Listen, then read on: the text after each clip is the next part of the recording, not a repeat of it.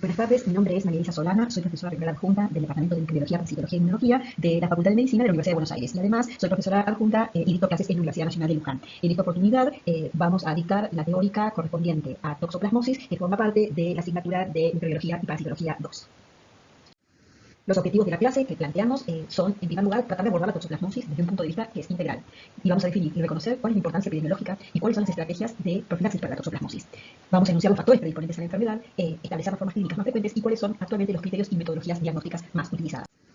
Para cumplir con esos objetivos, nos vamos a basar en los siguientes contenidos. Vamos a definir el agente causal y los mecanismos de transmisión de esta patología y iniciando de esta manera un poco de la historia de esta parasitosis, quién la produce, qué patología causa y el diagnóstico de ella. Vamos a hablar de la relevancia epidemiológica, cuáles son las funciones actuales de profilaxis y cuáles son los principales grupos de riesgo y en ellos qué manifestaciones clínicas y patológicas se desarrollan y cómo es el abordaje diagnóstico en cada uno de ellos. Presentamos entonces al agente causal y su ciclo biológico. Se trata de Toxoplasma gondii, que como recordarán de micro 1 pertenece al genus de los apicomplexa dentro de la subclase de los eucoccidios. Este parásito presenta como hospedador definitivo a los felinos, en particular el gato, por su proximidad y su contacto con el humano. Y a los hospedadores intermediarios, que comprenden a los vertebrados, tanto aves como mamíferos. De esto que acabo de decir se desprende que Toxoplasma gondii presenta un ciclo de tipo indirecto, heteroxeno, con hospedadores definitivos e intermediarios. La fuente de infección de Toxoplasma gondii puede ser a través de alimentos contaminados o el suelo contaminado también. Y las vías de transmisión son varias, ya que presenta la vía de transmisión oral, la vía transplacentaria y la vía iatrogénica por trasplante de órganos. Este parásito tiene varios estadios infectantes, lo que le asegura perpetuarse en el tiempo y en el espacio, ya que posee mecanismos redundantes para lograr la infección. El primero que está definido ahí son los bradizoitos. Los bradizoitos son estadios que se encuentran contenidos en los quistes tisulares. Los quistes tisulares son formaciones que, como su nombre lo indica, están presentes en los tejidos. Otros estadios infectantes de interés epidemiológico son los esporozoitos. Los esporozoitos están contenidos dentro de las estructuras llamadas ooquistes. Y por último, los taquizoitos. La duración de esta esporogonía va a depender de las condiciones del medio externo y suele, en condiciones de clima templado, tomar entre 2 y 3 días, aún puede llegar a ser hasta de una semana.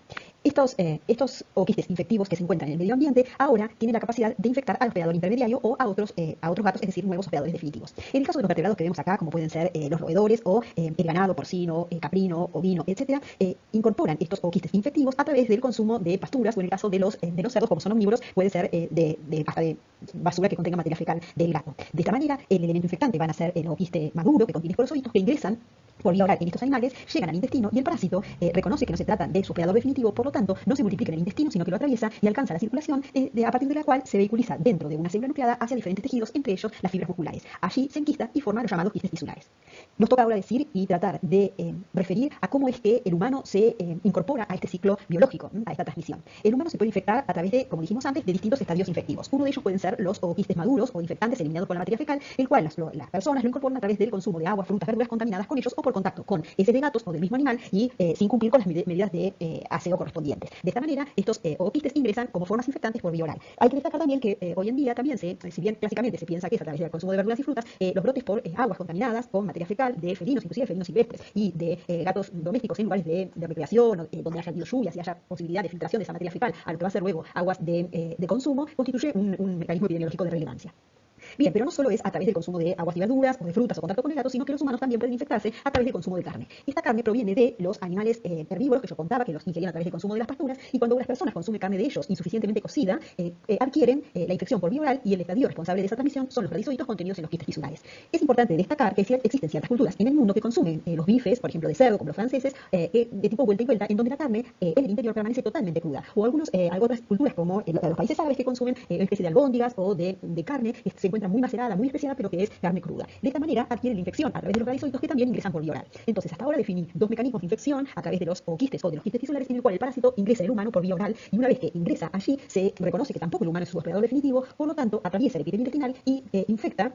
Una vez que puede arribar a un capilar sanguíneo, infecta células nucleares, fundamentalmente monocitos, en donde el parásito también aumenta su número porque requiere establecer la infección en este hospedador intermediario, proceso que lo hace por endodiogenia en el interior de los fagocitos, y allí se multiplica. Claro que como el parásito se encuentra en sangre, el sistema inmune lo censa, y entonces empieza el aumento y la producción de interferón gamma, tanto por células de respuesta innata como las células NK, como los linfocitos CD8 o linfocitos CD4, y este interferón gamma es el que va a activar los mecanismos de control inmunes contra el toxoplasma. Por lo tanto, como el parásito censa de que el ambiente en la sangre es hostil y se recluye en los tejidos, y allí se sigue multiplicando por endodiogenia, pero con un ritmo y un metabolismo mucho más lento que el que lo hacía durante la primera infección, antes que se estableciera una respuesta inmune de tipo adaptativa.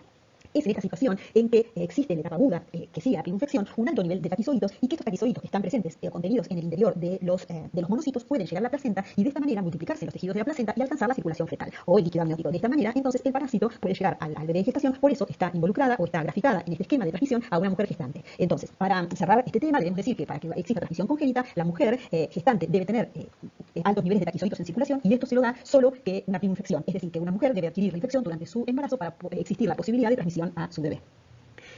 Una vez que se termina la etapa aguda de la infección, también en el humano el parásito se recluye en los tejidos, fundamentalmente otra vez en las fibras musculares, también se puede recluir en órganos hematopoyéticos o ricos en sistema fagocítico mononuclear y también en el sistema nervioso. Entonces es allí en donde el parásito mantiene esta multiplicación lenta como quistes tisulares. Debemos mencionar que otro mecanismo de transmisión que dijimos en la diapositiva anterior es el trasplante de órganos sólidos fundamentalmente, y en este caso los quistes tisulares son los responsables de la transmisión de individuos que son dadores de órganos a individuos receptores que están inmunodeprimidos para evitar el rechazo de órganos. Entonces esta es otra vía de transmisión en donde los quistes tisulares son los responsables de la misma. Bueno, entonces vamos a referirnos a los aspectos históricos del descubrimiento de este parásito. Fíjense que en 1908 Nicole y Manson en Túnez descubren la toxoplasma en un pequeño roedor que se llama Phenodactylus gundi, por eso es su nombre de toxoplasma gondii. Y en Brasil, Splendore lo encuentra también este parásito en conejos. Recuerden que es un parásito muy distribuido en la naturaleza. En el 65, Desmond y colaboradores comprueban la transmisión por el consumo de carnes, y en el año 70, no tan antes, ustedes son muy jóvenes, pero sí, este es un año de referencia seguro para sus padres o para familiares cercanos a ustedes, Frenkel y colaboradores pudieron describir completamente el ciclo biológico de toxoplasma gondii. Frenkel es uno de los padres de la toxoplasmosis. En cuanto a los aspectos históricos de la patología, en el año 1913, es decir, a principios del siglo XX, Castellani realiza la primera descripción de un caso humano que presentaba fiebre prolongado y que estaba asociado a hepatosplenomegalia. En ese momento lo designa como toxoplasma piógenes. En 1923, en Praga, Hanko describe el primer caso de una toxoplasmosis ocular en un pequeño que tenía un año, que además tenía meningoencefalitis asociada a coloretinitis e hidrocéfalo. En el 37, Wolf, Cowen y Page describen la toxoplasmosis congénita, y en el 40, Pinkerton y Weyman describen la toxoplasmosis en pacientes adultos. En 1942, otro gran descubridor de la toxoplasmosis describe la llamada tríada característica de la infección congénita, que se da el nombre de tríada de Sabin, que la van a ver perfectamente en los seminarios de congénitas de micro 2, y en 1985 Brady y colaboradores realizaron los primeros estudios sobre toxoplasmosis piscida, es decir, una vez que en la década del 80, con el advenimiento del HIV, aparecen los primeros casos graves y mortales por toxoplasma gondii.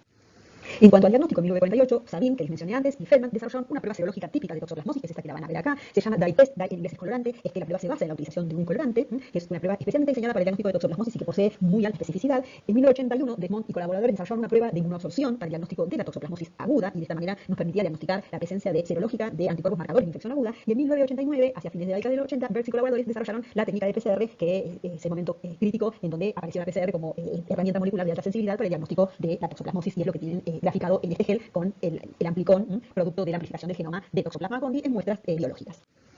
Entonces, nos ponemos la pregunta que aparece en esta diapositiva: es por qué tenemos que tener en cuenta la toxoplasmosis en esta facultad, o desde la mirada de la salud pública.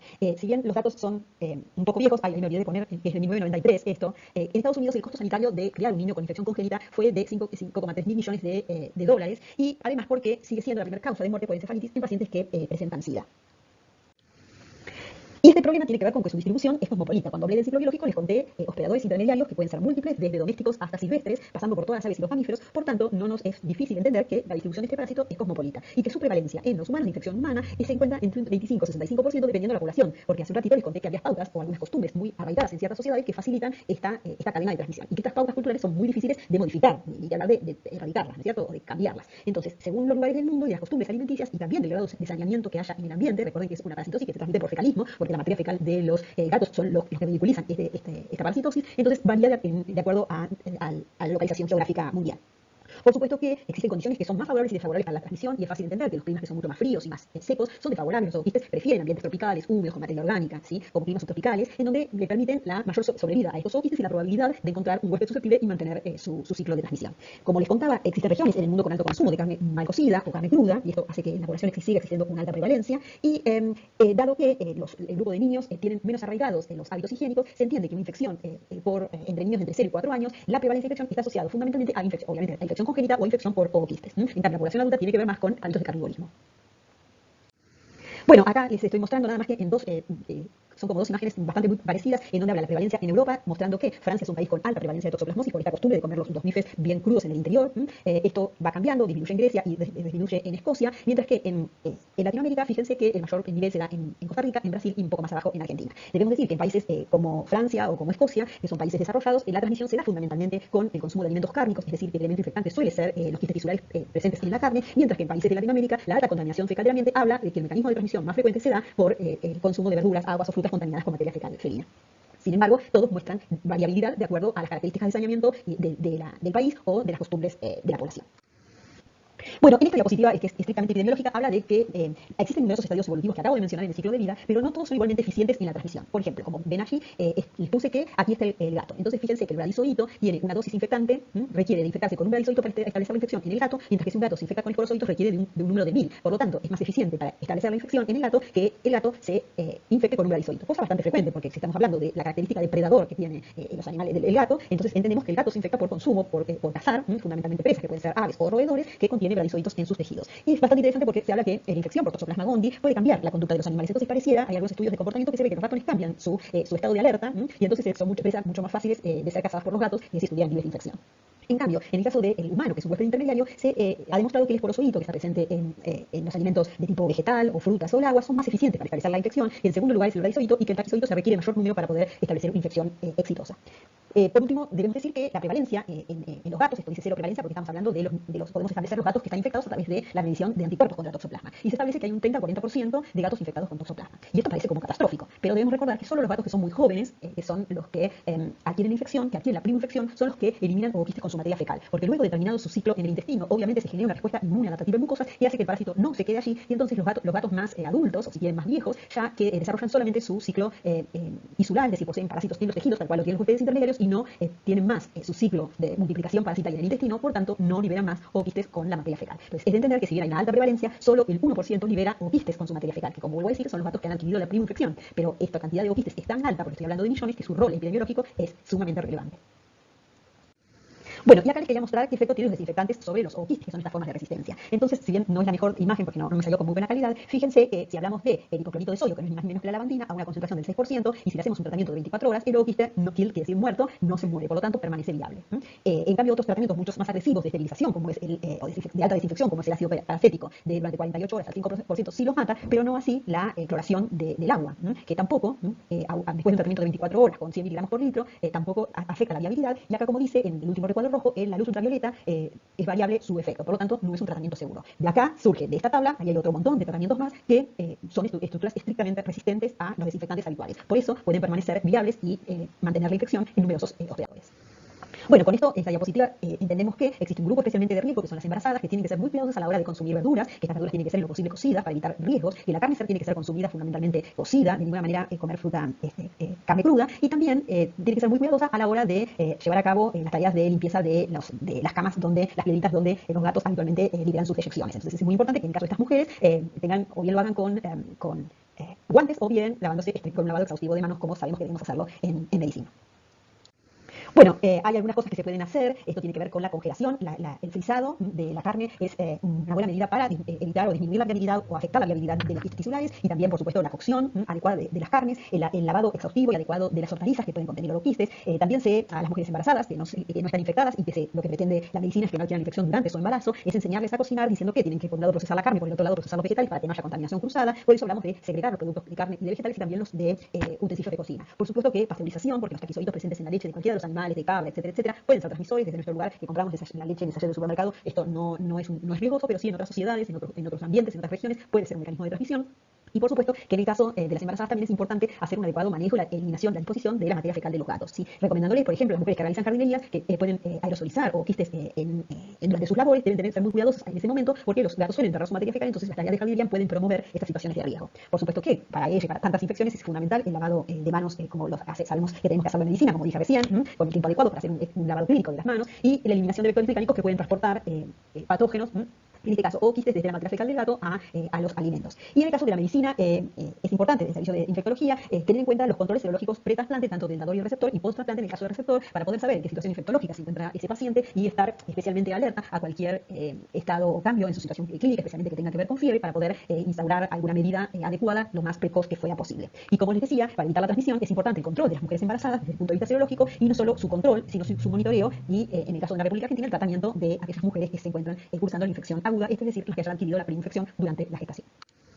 Sin embargo, la medicina, en realidad, y la epidemiología tienen muchas cosas, y también, en realidad, la academia tiene algunos puntos que se encuentran como asignaturas pendientes, es decir, poder encontrar algún método que permita detectar rápidamente la contaminación ambiental, porque existen, como les decía al comienzo, algunos brotes importantes por contaminación del agua, cuáles son la sobrevida o los métodos que se pueden establecer para poder hacer un tratamiento eficaz de los lechos comerciales para gatos y saber que si uno hace un tratamiento de un tipo determinado, se puede eliminar esta materia fecal. Pensemos que también, si uno descarta sin ningún tipo de procesamiento esta materia fecal de un animal, estas piedritas de los animales infectados, también le está dando al ambiente una contaminación con elementos infectantes. Entonces sería muy interesante poder hacer algún procedimiento para que ese material salga sin ningún riesgo, no solo para la mujer que vive en la casa, sino para el resto de la población.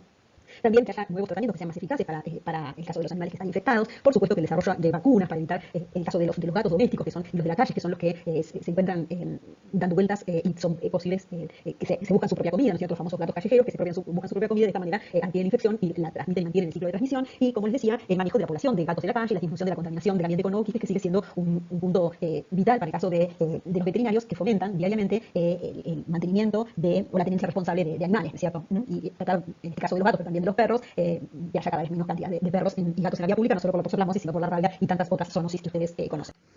Bueno, sería también interesante poder establecer algún método biológico que permita a la medicina discriminar si una persona se infecta por una vía o por la otra, para poder establecer medidas epidemiológicas de control, poder hacer un test diagnósticos sensibles para los gatos con enfermedad clínica, educar y enseñar sobre toxoplasmosis en el ambiente profesional y en el público en general. Sigue habiendo muchos mitos que hay que derribar en cuanto a esta enfermedad. Mucha gente solamente lo asocia a los gatos y digo que es súper importante, pero también existe otro mecanismo de transmisión que no son solamente los gatos. También sería importante establecer cuáles son los factores que afectan la virulencia de los distintos genotipos de Toxoplasma gondii. Nosotros sabemos hoy que no existe un único genotipo de Toxoplasma gondii que se encuentra circulando en el mundo, que se encuentran bien focalizados. Hay un genotipo que se encuentra en Europa, hay otro genotipo que se encuentra en Estados Unidos, y en Latinoamérica hay un genotipo completamente diferente de aquellos, que tiene connotaciones clínicas diferentes y que sigue siendo una gran incógnita de cómo se originó y cuáles son las consecuencias que tiene estos genotipos que están dando vueltas por el mundo. También es importante conocer qué papel tiene la genética del hospedador. En este caso también tiene que ver que la genética de las poblaciones es bien diferente, para ver que existen ciertas presentaciones clínicas que son típicas, por ejemplo, de Latinoamérica o más frecuentemente de Latinoamérica, y entonces sería bueno ver cuál es el papel que tiene esta genética y estudio entre la relación entre infección crónica y el comportamiento humano, porque como les mencioné, así como les dije que la infección en el sistema nervioso de los ratones los hacía más susceptibles a ser cazados por los gatos, se cree también que los individuos que tienen infección por Toxoplasma gondii podrían tener ciertas alteraciones del tipo comportamentales. Existen muchos trabajos interesantes que relacionan la seroprevalencia y la infección, por ejemplo, con enfermedades como la esquizofrenia, en donde encuentran muchos puntos en común a través de ciertos mecanismos metabólicos que producen infección en el sistema nervioso por Toxoplasma gondii y ciertas enfermedades que son degenerativas con esta patología. Importantes de ahondar. Bueno, entonces, en esta diapositiva nos vamos a referir a cuáles son los signos y síntomas que presenta una persona infectada por Toxoplasma gondii. Y sabemos que los inmunocompetentes generalmente no tienen sintomatología, por eso su gran distribución. Ocasionalmente pueden tener un síndrome gripal con adenopatías, con astenia, dinamia, es decir, cansancio, fatiga.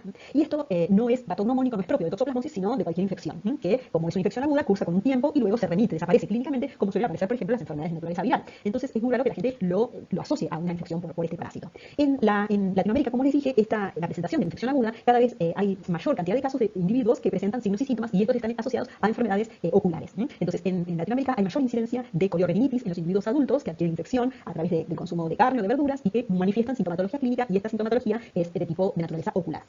En el caso de los neonatos, los individuos inmunocomprometidos pueden presentarse en forma sintomática, en el caso de los neonatos, pero también en forma de hepatitis, de compromiso de aparato respiratorio, como es la neumonitis, también desórdenes neurológicos y también ceguera, que es la evolución de lesiones oculares irreversibles.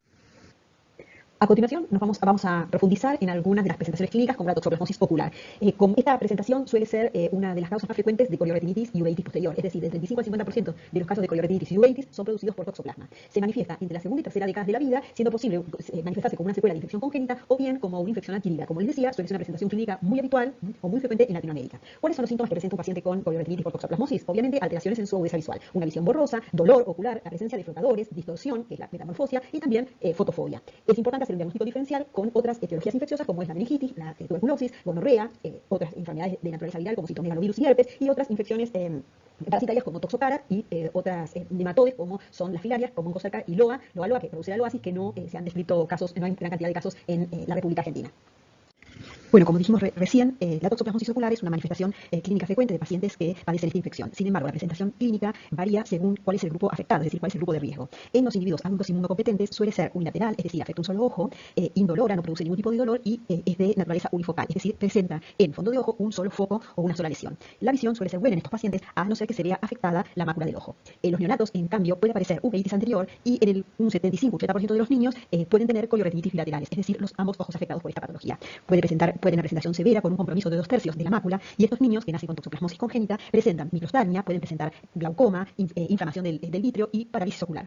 En el caso de los inmunocomprometidos es bastante frecuente la aparición bilateral, es decir, compromiso de ambos ojos, en donde su presentación suele ser severa, es de naturaleza multifocal, es decir, se puede ver en un fondo de ojo múltiples focos de compromiso, en donde se puede ver el daño que produce el parásito por la misma reproducción que se lleva a cabo en las células retinianas, y de esta manera, al reproducirse, las destruye y las lisa. Esto luego, a medida que evoluciona la infección, se reemplaza por tejido fibrótico y el individuo no recupera la visión. Y en estos tipos de pacientes, esta localización también puede estar asociada con la presencia de masas ocupantes del sistema nervioso central. Entonces también puede correlacionar con la aparición de manifestaciones o de clínicas de naturaleza neurológica. En cuanto a las manifestaciones oculares, estos pacientes pueden tener parálisis ocular, alteración del campo y nistagmos, que no es ni más ni menos que los movimientos involuntarios del ojo.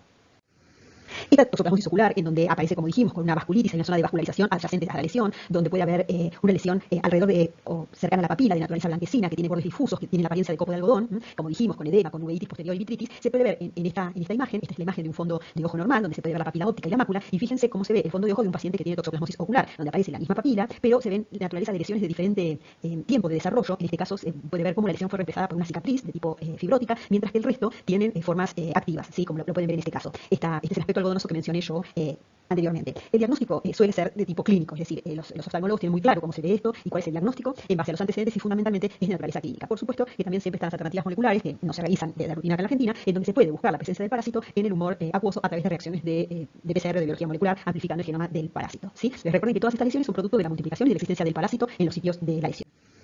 Bueno, otra presentación es la toxoplasmosis congénita como tal. Tenemos que hablar de la toxoplasmosis congénita diciendo que del 35 al 40% de las mujeres susceptibles contraen la enfermedad en la edad reproductiva. Y esto constituye un problema, que este porcentaje alto de mujeres puedan adquirir la enfermedad en momentos en donde también puedan quedar embarazadas. Esto, la infección o la adquisición de la infección en términos infectológicos, se puede ver a través de la seroconversión. Recuerden que este es un parásito que no se deja ver habitualmente, o sea, es muy poco probable hacer un diagnóstico directo a través de la visualización del parásito. Entonces solamente nos queda, para hacer el diagnóstico, la herramienta serológica, que es la detección de la presencia del parásito por la respuesta inmune evocada por los pacientes. Entonces, en este caso, la seroconversión, que recuerdan que es la conversión de un título muy bajo o nulo a la presencia de anticuerpos, nos indica la producción activa de esos anticuerpos en ese momento, lo que nos hace inferir la posibilidad de una infección en curso. Entonces, este parámetro, que es la seroconversión, ocurre en alrededor del 8 por 1000 de estas pacientes, lo que nos está hablando de la posibilidad de una transmisión a sus bebés, o lo que es lo mismo, de una primoinfección con una posibilidad real de transmisión a sus hijos. Y el problema que tenemos con esta patología es que las gestantes que cursan infección, no solo las gestantes, sino que en general es una infección que no presenta sintomatología propia. Entonces es muy difícil, si no se piensa de antemano, o si no se evalúa, o si no se hace un screening con intención real de poder pesquisar la posibilidad de transmisión congénita en una mujer embarazada, es muy difícil pescarla desde la clínica. Entonces, si nosotros decimos que las mujeres de gestantes son un grupo de riesgo por la posibilidad real de transmisión a sus hijos, es necesario pesquisar estas mujeres para evitar en lo posible ese tipo de transmisión. Recordando, como decía recién, que un porcentaje muy mínimo presenta una sintomatología, y esta sintomatología tampoco es patognomónica, tampoco es exclusiva de la toxoplasmosis, ya que es común a muchas patologías infecciosas. Como dice en la diapositiva, aparece la paciente con dolores musculares, desgano, a veces una fiebre febrícula, no una fiebre demasiado alta, y aumento del tamaño de los ganglios, ¿sí? De linfadenopatías. Por lo general, como es por vía oral, suelen ser en los ganglios cervicales, pero no es exclusivo, porque puede haber pacientes que tienen toda una cadena ganglionar o ambas cadenas ganglionar comprometidas por la infección. Entonces nos preguntamos, ¿por qué es necesario hacer el screening serológico en una mujer embarazada? ¿Para qué se realiza el screening en ellas? Primero, para poder descartar que no existe riesgo de infección congénita en mujeres que tuvieron infección previa al embarazo, ¿cierto? Entonces, esto nos permite decir, bueno, esta mujer se encuentra en la llamada etapa crónica de la infección y por tal no existe riesgo real de transmisión a su hijo. Pero sin embargo, en ese screening vamos a encontrar una gran parte de mujeres, como dijimos recién, que tienen la posibilidad de seroconvertir. Por lo tanto, son mujeres que no están infectadas, es decir, son susceptibles porque no son inmunes, no tienen anticuerpos porque nunca tuvieron contacto con toxoplasma. Esto cabe como un real problema, porque si bien hasta este momento de la gestación nunca tuvo contacto con el toxoplasma, lo que el sistema de salud o el obstetra tiene que evitar es que no sea esto, a los 9 meses, el momento en que exista esa infección. Entonces, para eso, el sistema de salud tiene que brindar las medidas profilácticas adecuadas para evitar esa posible transmisión, que es lo que hablamos al principio de la clase. Y entonces después vamos a ver cómo es que el sistema de salud ve si la mujer entendió las consignas de profilaxis, si las cumplió realmente, y tiene algunas herramientas como para hacerlo. Esto siempre y cuando las mujeres lleven a cabo los controles de embarazo. Hay un gran porcentaje de mujeres que no acuden a los controles de embarazo, que van directamente a ir a los centros de salud, y se escapa toda esta posibilidad de hacer screening. Entonces, descartamos las que no tienen riesgo de transmisión. Las que existe posibilidad de infección durante el embarazo, les tenemos que enseñar cuáles son las medidas para evitar infectarse con toxoplasma. Y por último, tenemos que, más allá de todo, detectar que hay mujeres, posiblemente, que hagan seroconversión durante el embarazo. Entonces, en este caso, de aquí en la Argentina, lo que podemos ofrecer es un tratamiento para evitar la transmisión congénita y específicamente el impacto que puede tener en el desarrollo de ese bebé la transmisión de toxoplasma al bebé. Entonces, se puede hacer un seguimiento y en algunos casos hasta se puede hacer el diagnóstico prenatal para ofrecer la posibilidad de un buen tratamiento. Sin embargo, esto está dado por diferentes protocolos a los cuales uno puede acceder por la bibliografía, y no es uniforme. Por eso pusimos ahí que el diagnóstico y el seguimiento es diferente en cada país. Porque hay países que el Estado ofrece la posibilidad de hacer un seguimiento gratuito a lo largo de todo el embarazo, significa cada uno de los meses que cursan el embarazo, y otros que solamente uno por trimestre o que no tienen cobertura, ¿sí? Entonces, realmente pocos países tienen programas de diagnóstico prenatal y tratamiento, y obviamente son aquellos países que tienen mejor cobertura de salud y además que tienen alta incidencia. Y el ejemplo más claro es Francia. Todo esto porque también, si bien representa un gasto para el sistema de salud, también, como dijimos al principio de la clase, para el sistema de salud representa un gran gasto el nacimiento de un chico con toxoplasmosis congénita. Bueno, y acá nos vamos a parar en esta diapositiva que habla de la cinética de los anticuerpos de una persona que adquiere la infección. Entonces pueden ver en el eje de las X tiempo, acá dice en meses, y acá habla de los niveles de anticuerpos, es decir, la cantidad de anticuerpos que tiene en la sangre un paciente infectado. Entonces, como pueden ver, este es el momento en el cual la persona adquiere la infección, en el momento cero. A partir de allí, aproximadamente a los 15 días, como ven acá, en la mitad de un mes, comienza obviamente la formación de la primera inmunoglobulina que está presente durante la primera infección. Esta inmunoglobulina es la inmunoglobulina N que se ve acá en curva verde. A posteriori, comienza la síntesis de otra inmunoglobulina que tiene una cinética parecida, pero un poco más acotada, que se ve en gris, que es la inmunoglobulina A. Y en forma más desfasada aparece la inmunoglobulina G, que presenta niveles mucho más altos y que aumenta en forma exponencial durante la etapa aguda de la infección, es decir, de la primera infección, para luego descender y mantenerse con niveles medibles durante el resto de la vida. Esto es una infección crónica. También es de mencionar, o es importante mencionar, que la IgE es otra inmunoglobulina, una IgE que es específica para toxoplasma, que se sintetiza después de la G y que tiene una cinética mucho más acortada. Como ven, comienza después del mes y a los 5 meses desaparece de la sangre. Entonces, así presentado, lo que llama la atención en esta curva es que la inmunoglobulina M, que suele ser una inmunoglobulina marcadora de infección aguda, que ya lo deben haber visto para infecciones de naturaleza o de etiología viral, en este caso la inmunoglobulina M comienza a aumentar, pero tiene el problema que en algunas pacientes, no sé, no pasa en todas, pero con que pasen algunas esto ya es suficiente, se mantiene presente en el suelo aún, o en la sangre, aún 18 meses después de haber contraído la infección, es decir, hasta 1 año y medio. Por lo tanto, detectar la presencia de IgM en una paciente no es indicadora de infección reciente. Puede haberlo adquirido hace un mes, hace 2 meses, hasta 1 año antes de la infección. Y cuando estamos hablando de un año posterior, como lo ven acá, ya ven acá 0 y acá estamos en los 12 meses. Ya estamos en la etapa crónica de la infección, en donde claramente no existe riesgo si este fue el caso de una mujer embarazada. Por tanto, como ven acá, la IgM no es un buen marcador de infección aguda en la mujer embarazada. Obviamente su presencia nos está hablando de que pasó algo no hace demasiado tiempo, como mucho hace 1 año y medio. Y esto alerta, pero si bien alerta, no es suficiente para llevar a cabo una acción, ¿no? O llevar a cabo una medida o para actuar frente a esta mujer. Por eso es que sabemos mejor, vemos cuál es la cinética de los otros anticuerpos, otros isotipos, porque se ha estudiado que la IgM no sería un buen marcador, por esto de esa persistencia de 12 meses, de 18 meses que puede tener la toxoplasmosis, ¿sí? Entonces, fíjense que en un embarazo o en una gestación de 9 meses, el hecho de que una mujer tenga durante 18 meses presencia de IgM puede ser que lo haya adquirido muy previo a su embarazo, por lo tanto, no constituye riesgo en esa mujer de transmisión a su bebé. Bueno, vamos a entrar ahora a hablar un poquito más de eso. Otro tema con la IgM es que puede no estar presente en pacientes inmunocomprometidos. Si bien puede aparecer como marcadores en reactivaciones, según el grado de inmunocompromiso puede no estar presente ni en inmunocomprometidos ni en infecciones congénitas, también es una inmunoglobulina que no se deja ver fácilmente, y también en ciertas situaciones atípicas inmunocompetentes. Por lo tanto, no está siendo una herramienta de valor valiosa para la detección de infección aguda reciente.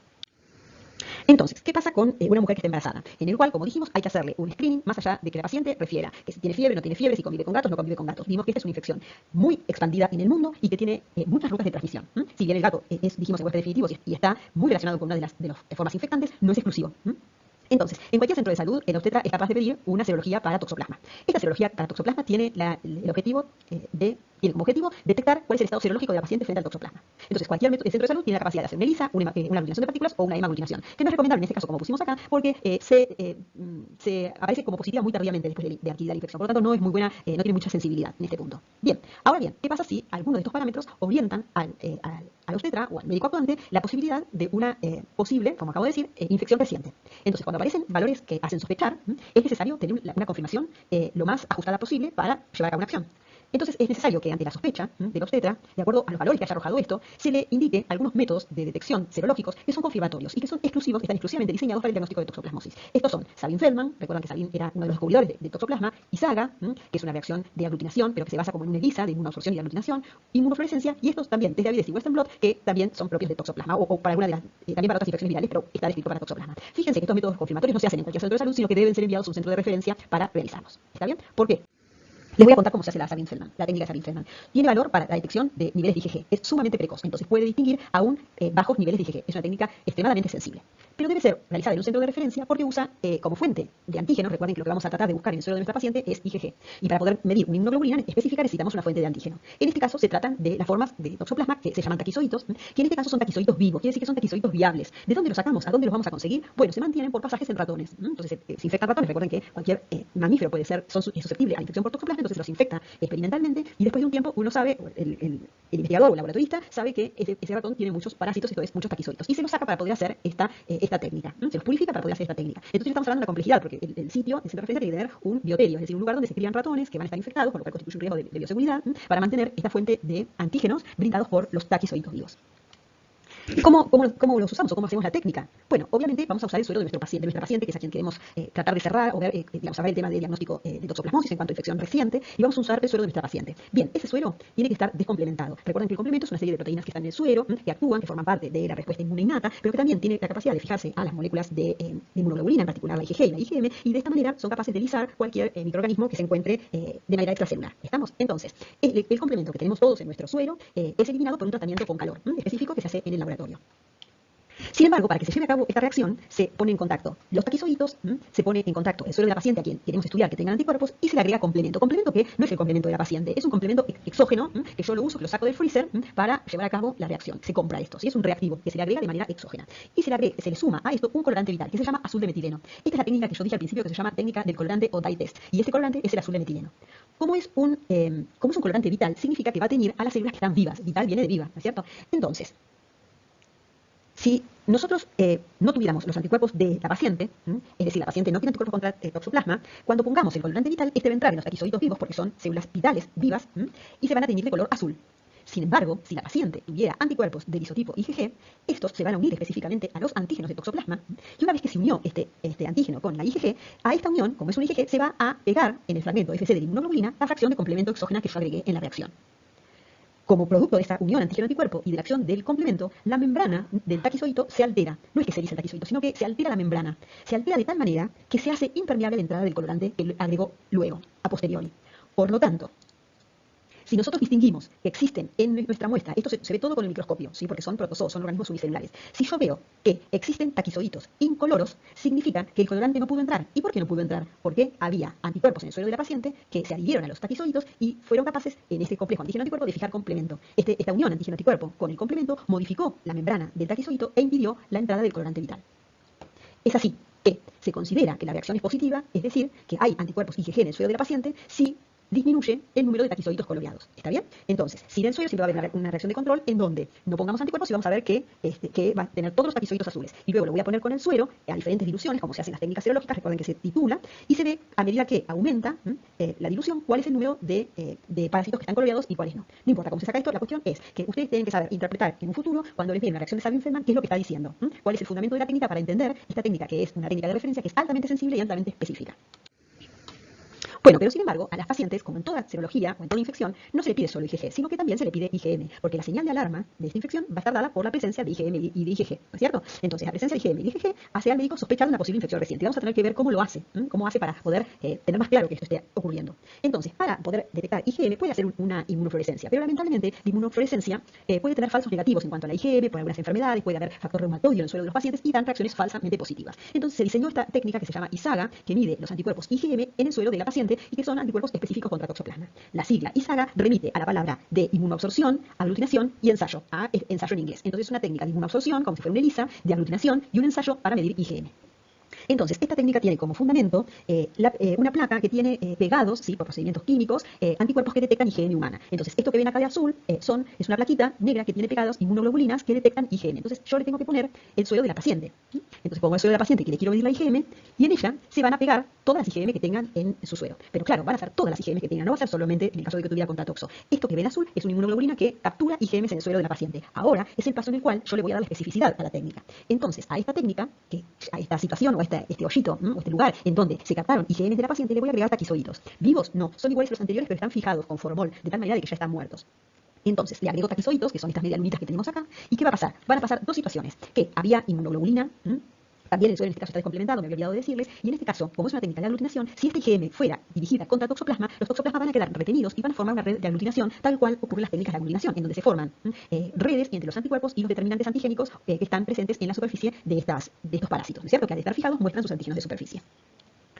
En esta segunda opción, que los marqué con anticuerpos rojos, son anticuerpos IgM, pero no están dirigidos contra toxoplasma. Fíjense que pueden ser un anticuerpo IgM contra el virus de la influenza. Por lo tanto, cuando pongan los antígenos, no van a ser captados, no van a ser retenidos, no van a formar una red y se van a ir al fondo de este well o de este pocillo, como se dice en serología, y se van a caer todos por gravedad. Entonces lo voy a poder mirar con un espejito para poder ver si se trata de un puntito en el fondo o se trata de una red o de un manto que cubre todo el pocillo. En el caso de que forme un manto, se tratará de una reacción positiva. En el caso de que haya caído en el fondo del pocillo, se trata de una reacción negativa para IgM contra el toxoplasma. Entonces, reacción positiva es un manto, reacción negativa es un pequeño botón que, vuelvo a decir, se mira con un espejito. Ahora bien, ahora que tuvimos claro cuáles son los anticuerpos o las inmunoglobulinas que debemos medir en las mujeres como parte del screening serológico durante la gestación, vamos a analizar los posibles resultados. Uno de ellos, vamos a nombrar el primero, es que la IgG les brinda resultado negativo y que la IgM arroje también resultado negativo. En este caso, interpretamos que no existe ninguna evidencia serológica de que la mujer esté infectada. Por lo tanto, es a ella en la cual se va a hacer especial énfasis, se va a poner especial énfasis en las medidas profilácticas, se les va a decir cuáles son los riesgos. Por lo tanto, tiene que, todas las medidas profilácticas que mencionamos hace un rato deben ser explicadas, ¿sí? Para que sean comprendidos por la embarazada, a fin de que las mismas sean cumplidas con rigurosidad. Ahora bien, ¿cómo sabemos como médicos que la mujer entendió el mensaje, que no lo minimizó, que lo pudo de alguna manera llevar adelante? Entonces, el sistema de salud lo que hace es, al segundo trimestre le vuelve a hacer la serología. Si arroja resultados negativos, quiere decir que no sigue sin estar en contacto con el toxoplasma, y en el tercer trimestre vuelve a repetirlo. Y si sigue siendo negativa, seguimos pensando, obviamente, que no hubo contacto con el parásito. Por supuesto que esta mujer, si se trata de mujer primeriza, se lo vamos a volver a hacer en el próximo embarazo, si es que vuelve a tener otro hijo. Bien, si en alguno de los trimestres da positivo, como tenemos el valor anterior, sabemos que fue una infección reciente y nos permite actuar con rapidez. La otra opción es que, vamos a ir a la tercera, es que la IgG dé positiva, pero la IgM da negativa. Esto nos está hablando de una infección de más de un año de duración, por lo tanto es una infección crónica en el caso de esta paciente, y es lo que nos hace pensar que no existe riesgo de transmisión a su hijo, porque, como dijimos, necesitamos que, como condición, que la mujer curse la infección o etapa aguda durante la gestación. La otra posibilidad es que dé solamente positiva la M y la GN negativa. Allí es bastante raro esto, es una infección muy reciente o un resultado IgM falso positivo, por lo que él decía, por la prueba utilizada o por la presencia de factor reumatoide. Entonces esto hay que volverlo a estudiar y repetir. Y la otra es cuando ambas inmunoglobulinas dan positivas, tanto la G como la M. Entonces, estamos hablando de una infección que ha ocurrido en los 12 meses pasados, posible infección reciente entre los 12 meses pasados, sin poder discriminar dentro de esos 12 meses pasados si fue el mes anterior, 2 meses antes, 9 meses, 10 meses u 11 meses. Por lo tanto, es importante y fundamental establecer cuándo es ese momento en lo posible de contacto que ha tenido la mujer contacto con el parásito. ¿Está bien? Bueno, entonces esta serología se la hace durante el primer trimestre. Entonces, con una sola prueba, lo que se recomienda es volver a repetirlo. Sabemos que esto requiere mucho problema porque a veces es difícil, necesitamos contar con que la mujer vuelva a la consulta. Esto no es fácil en algunos medios, en algunos contextos. Entonces también existe la posibilidad de con esa misma muestra hacer una técnica que se llama técnica de avidez. Bueno, esto para redondear, decimos que el criterio posible de probable infección aguda es la presencia de IgM, de IgG alta, niveles altos de IgG o en aumento, y por supuesto la posibilidad de encontrar una posible seroconversión. Entonces les decía, la seroconversión requiere de 2 muestras separadas al menos de 15 días, pero con una sola muestra, que es la que presentó o que se obtuvo para poder conocer el estado serológico durante el primer trimestre, se requiere que se haga dentro de las primeras 16 a 20 semanas de gestación, se le puede hacer una técnica de avidez. ¿En qué consiste? Recuerdan ustedes de inmunología que existen técnicas de ELISA que permiten usar antígenos, una sopa de antígenos pegados a una placa de plástico y en el cual se pone en contacto el suero del paciente y luego se lo revela con un conjugado, que es un anticuerpo pegado con una enzima, que en el caso que haya habido unión antígeno-anticuerpo, este conjugado o este anticuerpo dirigido contra la inmunoglobulina G humana tiene una enzima y cuando pongo el sustrato cambia de color y puedo ver un color que se puede medir en cuanto a intensidad de densidad óptica en un lector de ELISA, ¿no? En un espectrofotómetro, quiero decir. Bueno, esto se hace y se saca el título. Esto me dice qué cantidad de anticuerpos IgG tiene, ¿sí? Sin embargo, esta técnica permite, que se llama test de avidez, permite repetir este mismo ensayo, pero luego de poner en contacto el suero en el pocillo donde estaba el antígeno, por lo general la reacción se usa como un líquido de lavado para sacar toda la proteína que esté interfiriendo ahí para que no haya reacciones inespecíficas. Entonces, se le agrega a ese líquido de lavado un metabolito que se llama urea. Resulta que la urea lo que hace es despegar aquellos anticuerpos que no estaban muy intensamente pegados. Esto que digo intensamente significa que no tenían mucha avidez por el antígeno. ¿Estamos? Entonces, estos anticuerpos de baja avidez son anticuerpos por lo general que se pegan, que están dirigidos a antígenos de la membrana plasmática del parásito. Y como les decía, cuando pongo la urea, se despegan esos anticuerpos y entonces no veo una reacción de la misma intensidad, porque cuando viene a pegarse el conjugado, no puedo ver que haya mucha intensidad debido a que no hay una unión antígeno-anticuerpo. Entonces comparo cómo me daba el título o la densidad que tenía sin urea y con urea. Sí, ese valor que me arroja el espectrofotómetro es el mismo, sin urea y con urea, significa que los anticuerpos estaban muy pegados y cuando le puse esta urea que funciona como un detergente, no los despegó, quiere decir que son anticuerpos que tienen muy alta avidez por el antígeno. Esto es típico de las infecciones crónicas. Por tanto, una mujer que presenta anticuerpos de alta avidez en esta muestra que se debe tomar dentro de las primeras 20 semanas de gestación, si tiene estos tipos de anticuerpos, nos está descartando que la infección sea de menos de 16 a 20 semanas. Por lo tanto, es una infección pasada en tiempo de gestación y podemos concluir que no corre riesgos, ¿sí?, el bebé en gestación, porque estos anticuerpos son anticuerpos de alta avidez de una infección que tiene por lo menos 16 a 20 semanas de duración. Por lo tanto, no existen riesgos de infección transplacentaria. En cambio, si los anticuerpos se despegan porque la urea los sacó como si fuera un detergente, quiere decir que hay anticuerpos que no están muy bien pegados y cuando analizamos los valores de densidad óptica entre la técnica con urea y sin urea, vamos a ver que con urea bajó notablemente porque no pudimos ver esa unión antígeno-anticuerpo. Entonces, esto es lo que nos habla de una posible infección aguda. Posible, no cierra, pero bueno, sirve, o sea, lo que sí confirma son los anticuerpos de alta avidez. Los de baja avidez son sospechosos, pero no son del todo confirmatorios, pero sirve para que el médico tome una determinación o una conducta médica ante esta situación junto con los otros datos serológicos, ¿sí? Entonces, este test de avidez también se hace en algunos centros, ¿sí? Por ejemplo, la SADA, en clínicas y en algunos lugares porque son técnicas bastante caras. ¿Estamos? Bueno, entonces todo esto me permitiría saber si una mujer está cursando una infección reciente. En ese caso, entonces, es posible que el médico implemente una acción de tratamiento para evitar secuelas en el neonato. Bueno, entonces, ¿qué pasa si la gestante se lo convierte durante la gestación? Bueno, según el consenso, que ya ven que es el único que existe en la Argentina, que ya lleva 12 años, ahora sí va a ser una reunión de toxoplasmosis, de actualización de toxoplasmosis, y se suspendió por motivo de pandemia. Si esa mujer se lo convierte durante la gestación, más allá de suministrar un tratamiento antiparasitario para evitar los riesgos de transmisión congénita, fundamentalmente las secuelas, es fundamental que se lleve a cabo un control ultrasonográfico o ecográfico durante la gestación, es decir, prenatal. Entonces se hace un control ecográfico intraútero y debido a la gran sensibilidad y la resolución que tienen hoy en día los ecógrafos, se pueden ver si el niño presenta algún tipo de malformación producto de infección congénita. Entonces así podemos detectar mediante estas imágenes si el niño tiene una dilatación de los ventrículos cerebrales de manera simétrica, si existen zonas hiperecoicas en el parénquima cerebral que estén dando idea de una posible calcificación cerebral, sí que pueden ser ocasionales, ¿sí? O de un edema por una masa ocupante en el cerebro, o el engrosamiento de la placenta debido a una reacción inflamatoria, o el aumento del tamaño del hígado y del vaso en el bebé, y también la acumulación de ascitis en el abdomen del niño. En esta diapositiva nos tratamos de refrescar los conceptos que vimos en micro 1, que tiene que ver con cuáles son los riesgos de transmisión de la toxoplasmosis durante el curso de la gestación. Sabemos que la severidad del cuadro clínico en el niño va a depender de la etapa de desarrollo fetal en que adquirió la infección, ¿no es cierto? Entonces, cuanto más severo va a ser el cuadro clínico, va a depender de en qué momento de la gestación se produjo la transmisión.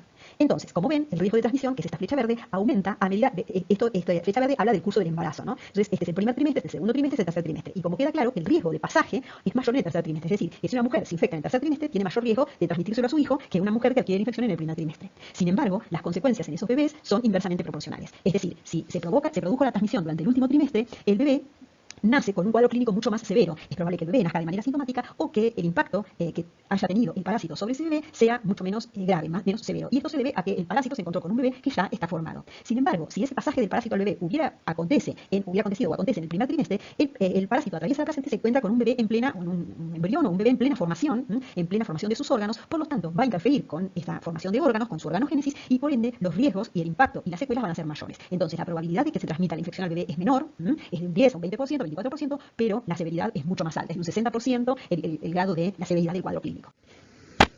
Entonces, la toxoplasmosis congénita, no hay duda, después de todo lo que estuvimos diciendo, que está asociada a la infección de la madre durante la gestación. Que a nivel mundial la incidencia de esta toxoplasmosis es de 2 a 10 por 10.000 nacidos vivos y que en la ciudad de Buenos Aires se ha documentado un 0,5 por 10.000 nacidos vivos. Y que el 75% de los recién nacidos con infección congénita son asintomáticos. Recuerden que si la infección se produce en el primer trimestre, también puede afectar el curso del embarazo. Entonces puede haber abortos espontáneos o morfinatos debido a la acción de parásitos sobre la gestación y sobre la organogénesis del bebé. Bueno, en caso de que aparezcan manifestaciones, pueden ser de diferentes tipos. Por supuesto que, dado que el parásito se aloja en el sistema nervioso, van a aparecer manifestaciones neurológicas del tipo de calcificaciones dentro del parénquima cerebral, es decir, calcificaciones intracraneales. El paciente puede tener convulsiones, puede tener hidrocefalia, puede tener microcefalia, ¿sí? Y también algunas manifestaciones que tienen que ver con la capacidad visual porque afectan directamente el nervio óptico, ¿no? Atrofia del nervio óptico, microstalmo, glaucoma, etc. Entonces, es frecuente que se dé uno o los tres manifestaciones de la tríada de Sabin, que yo les dije que lo van a poder ver con mucho más detalle en el seminario de infecciones congénitas, y que esta tríada está representada por la colioretinitis, las calcificaciones cerebrales y la hidrocefalia. Pueden aparecer en el bebé una, dos o las tres manifestaciones más frecuentes. Otra aparición es la presencia de neumonía, de ictericia, de hepatitis, de hepatoplenomegalia, ¿sí? De vómitos, de diarrea, de rash cutáneo, etc. Y en forma mucho más tardía el estrabismo como manifestaciones clínicas de una toxoplasmosis ocular. Decimos que esto es captado por el sistema de salud. Por supuesto que todas estas secuelas ya mucho no se puede hacer desde el punto de vista médico, porque el parásito ya hizo su efecto, ya ejerció su efecto, por lo tanto los antiparasitarios en este punto no juegan un papel demasiado relevante. En cambio, si podemos captar al niño de tipo asintomático, tenemos posibilidad de hacer un tratamiento muy intenso, muy dirigido, muy agresivo contra el parásito para evitar que con el tiempo el niño desarrolle una colioretinitis, etcétera, etcétera. Esto suele ser captado cuando el chico empieza con escolarización, porque empieza a manifestar que tiene alteraciones y alteraciones visuales. Entonces es allí donde muchas veces se hace el diagnóstico de una posible infección congénita que el sistema, como dije, el sistema de salud no pudo captar ni en la madre ni en el niño. Bueno, esto es lo que les conté, esto es fíjense, el tamaño de este ventrículo, de hidrocéfalo, la presencia de calcificaciones en el cerebro, como se ve acá, también se ve la dilatación, y la colioretinitis que yo mencioné para el caso de la toxoplasmosis ocular hace un rato. Entonces ahí aparece la famosa tríada de Sabin.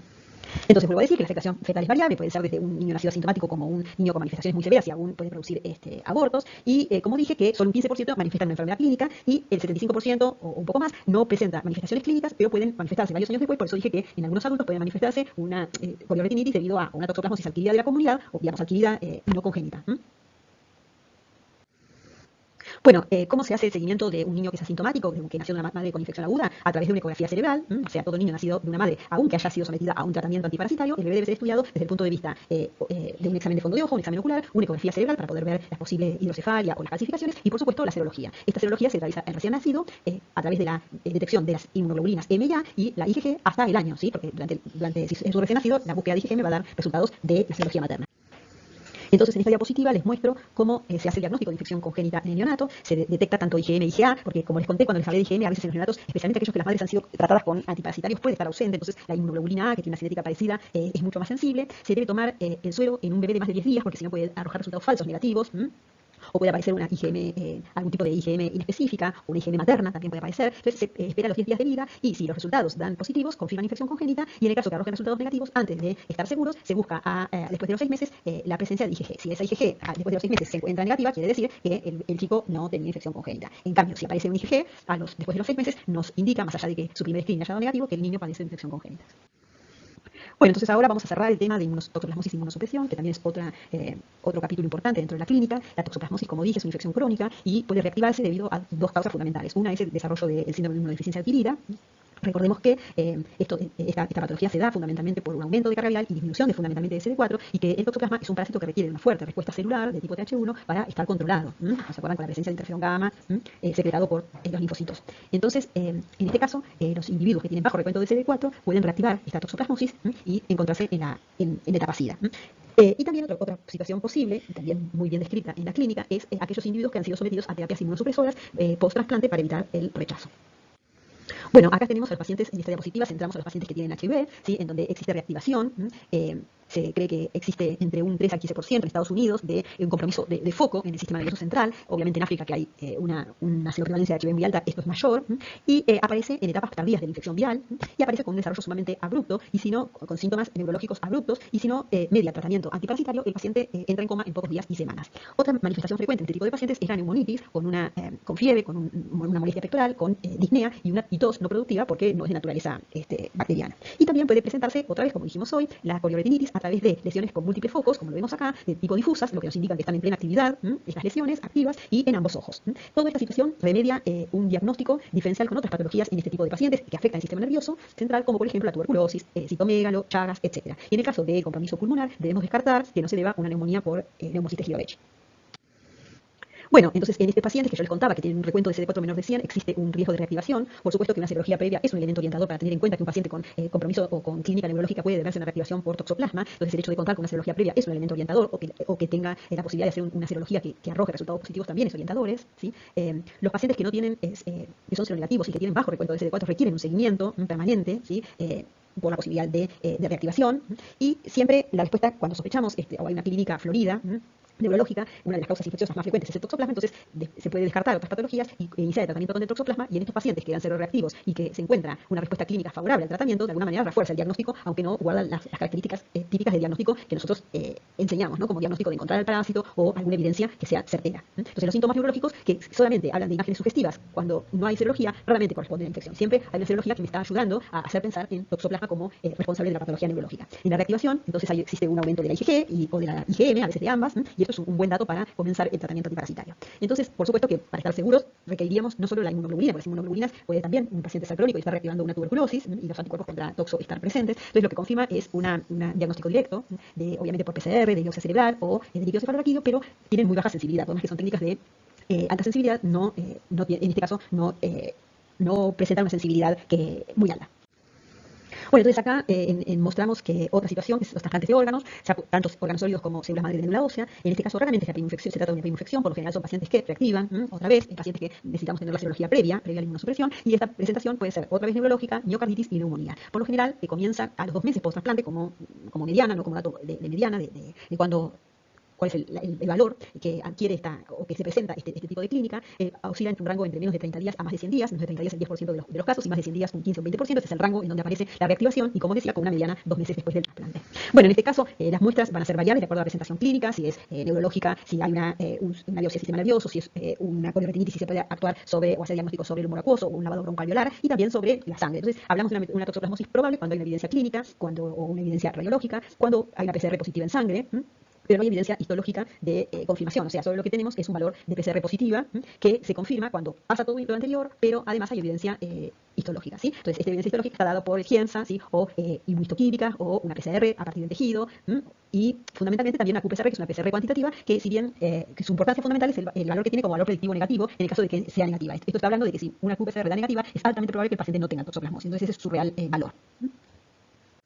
Entonces, a modo de conclusiones, tenemos que decir que la toxoplasmosis es una zoonosis, ¿sí? Ya lo vimos, es de tipo de etiología parasitaria con una distribución cosmopolita. Se distribuye de acuerdo a la forma de transmisión y a la gran resistencia que presentan los estadios infectantes.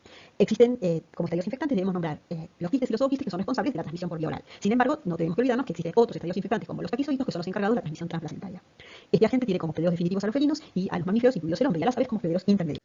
La mayoría de los individuos infectados son asintomáticos, ¿sí? Esto ya lo vinimos diciendo, y por supuesto que los grupos de riesgo están focalizados en los niños o los fetos que se encuentran en desarrollo, en las mujeres que adquieren la primera infección durante la gestación y los pacientes inmunocomprometidos. Y si bien la mayoría de las personas son asintomáticos, las manifestaciones clínicas de aparecer son variadas e incluyen el compromiso oftálmico y compromiso del sistema nervioso central, sin descartar que puede presentarse como hepatitis, como neumonitis y como miocarditis. Y también tenemos que puntualizar que el abordaje diagnóstico es en todos los casos indirecto. Es de forma rutinaria, hay que hacer buscar anticuerpos en individuos inmunocompetentes, lo cual establece un desafío por lo que significa interpretar la serología en el momento de la infección, y que hablar si estamos pensando en una embarazada, que constituye un real problema a la hora de tomar decisiones, y directo en el caso de pacientes inmunocomprometidos, en el caso de que también sea posible llegar a obtener la muestra para hacer el diagnóstico.